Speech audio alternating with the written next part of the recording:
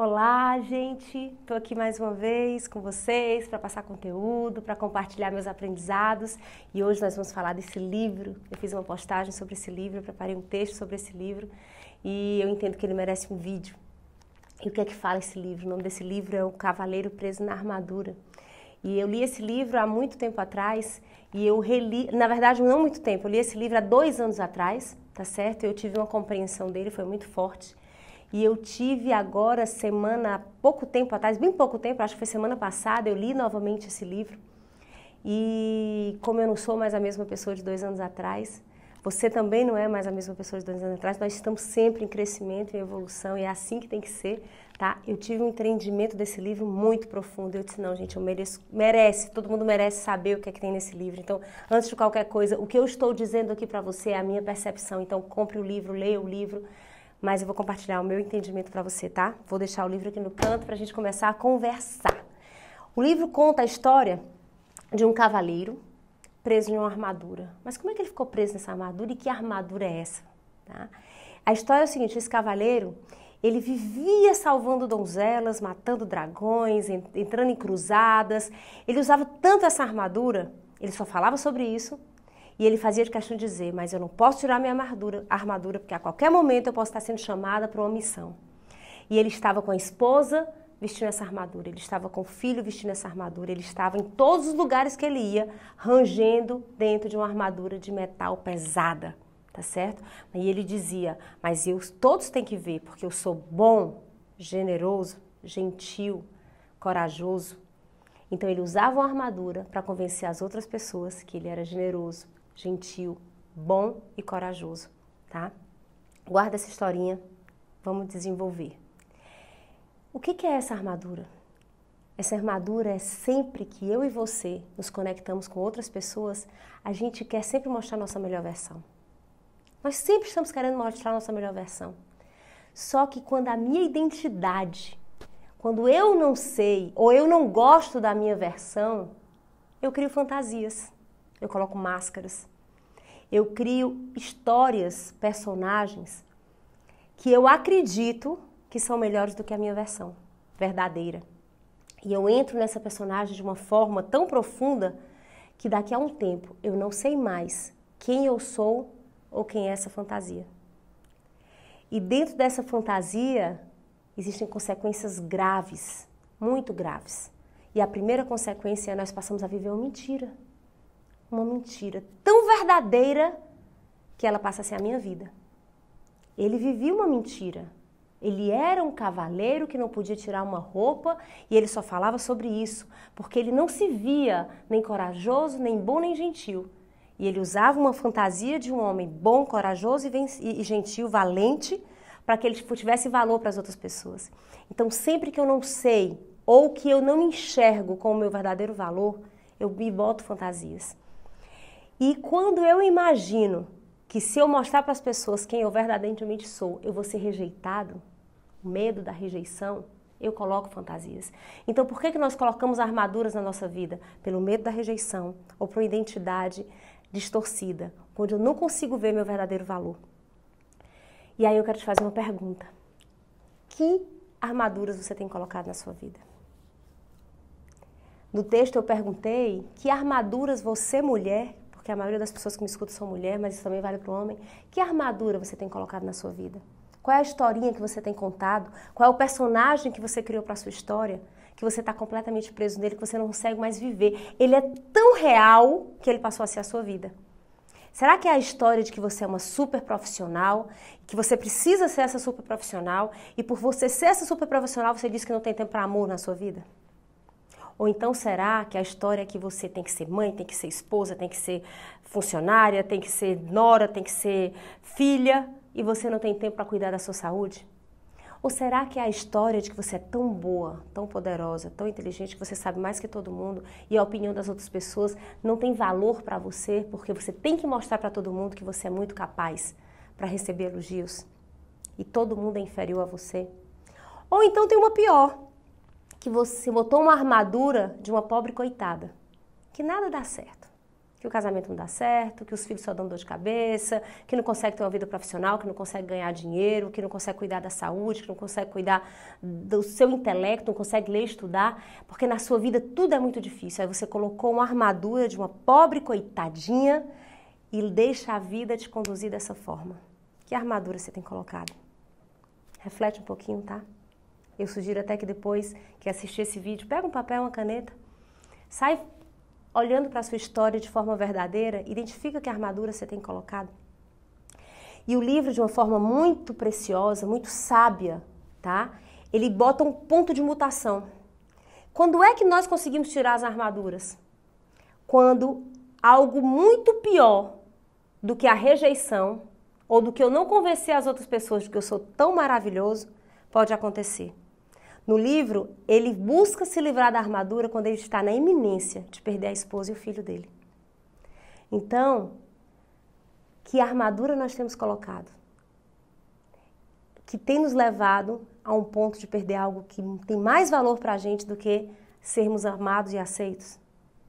Será que nós estamos colocando em risco nosso casamento, a nossa saúde, a nossa vida profissional, a nossa relação com Deus? Que armadura nós temos usado, tá certo? Que se nós não percebermos, ela vai nos afastar do que tem de mais valor na nossa vida, que com certeza não é ser amado ou ser aceito pelas outras pessoas. Então, essa é a segunda pergunta. A primeira é a armadura, a segunda é o que é que você pode perder se você não sair a tempo dessa fantasia, dessa mentira que se transformou a sua vida. E aí o livro trata de uma forma muito sutil, ele diz que esse cavaleiro sai pelo caminho da verdade. Ele procura um homem sábio. Esse homem sábio diz que ele vai ter que se livrar de alguns sentimentos para ele poder se livrar da armadura. Ele vai ter que viver um processo, e esse processo é chegar no alto de uma montanha. Mas para chegar no alto dessa montanha, ele vai passar por 3 castelos. E o caminho que está construído, esses 3 castelos, é chamado caminho da verdade.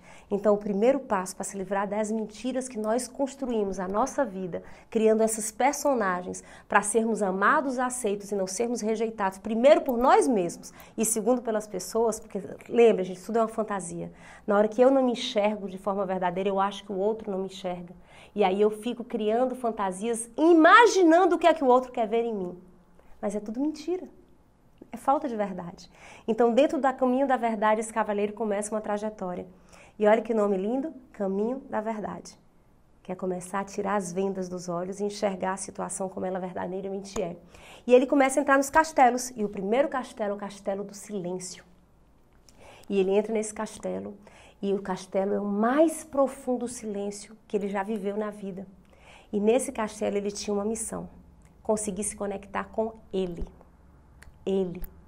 Passar a ouvir a voz interior dele, que ele tinha se desconectado lá atrás, quando ele desistiu de olhar para ele que ele não admirava, e ele passou a se conectar só com uma armadura de metal e uma voz que narrava os 4 cantos do mundo. Ninguém chamava ele assim, mas ele dizia, eu sou bom, corajoso, valente e gentil. Então, nesse momento, ele tinha que calar essa voz que ele repetia tantas vezes de uma personagem que ele dizia ser, para ele voltar a sentir, ouvir o coração dele, ouvir a voz da mente dele, a voz interior dele. No livro ela chama de Sam. Ele começa a ouvir de novo que ele tem um sentimento, que ele tem uma alma, que ele tem algo que vai além do que ele mostra para as pessoas. Então é isso que ele tinha que conquistar no Castelo do Silêncio. E aí ele segue pelo caminho da verdade, já se conectou com o eu dele, ele já entendeu que ele não é aquela fantasia, e ele entra no segundo castelo, que é o castelo do conhecimento.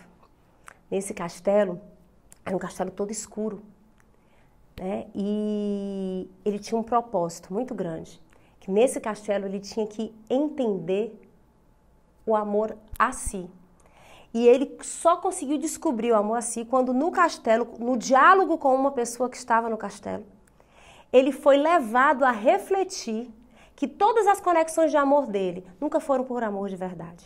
Ele se conectava com a esposa de acordo com os interesses dele. Ele se conectava com o filho de acordo com os interesses dele. Nunca foi um amor genuíno. Ele nunca amou a pessoa para dar amor a ela, e sim para manipulá-las para conseguir o que eles queriam. Olha a reflexão. Eu só vou amar ao próximo quando eu amar a mim mesmo. Mas primeiro eu tenho que saber quem eu sou. Gente, vem bem aqui para eu dizer que você é a imagem e semelhança de Deus, nós fomos feitos perfeitos, nós fomos feitos perfeitos. E a gente não pode desistir de encontrar essa identidade, porque na hora que eu encontro essa identidade, eu começo a me amar. E só assim eu vou me conectar em amor com as próximas pessoas, com o outro, com quem está próximo a mim. E não como manipulação para ouvir deles o que eu quero ouvir. E aí, vencido essas duas etapas, aí deixa eu contar uma coisa importante, interessante, um detalhe muito forte, muito sutil. À medida que ele ia passando por esse caminho da verdade, à medida que ele ia entrando nesses castelos, que ele conseguia acessar as emoções dele, porque uma das coisas que a armadura nos impede é de nos conectar em V0, em amor com o outro. Eu vivo tanto a minha fantasia que eu perco a empatia, eu não me coloco mais no lugar das outras pessoas. Então eu viro um ser inatingível. E eu, como não me conecto com essas pessoas, eu não sinto a dor delas. E aí eu vou perdendo essas pessoas, tá? E aí o que é que acontece? À medida que ele vai passando pelo caminho da verdade, que ele vai passando por esses castelos, ele vai começando a sentir a dor dele e a dor das pessoas que ele ama. E aí ele vai derramando lágrimas de sofrimento, arrependimento sincero, constrangimento. E à medida que ele vai chorando, a armadura vai caindo. Então, o segundo passo importante, além do caminho da verdade, entender que tem a armadura, começar um caminho verdadeiro para se livrar dela.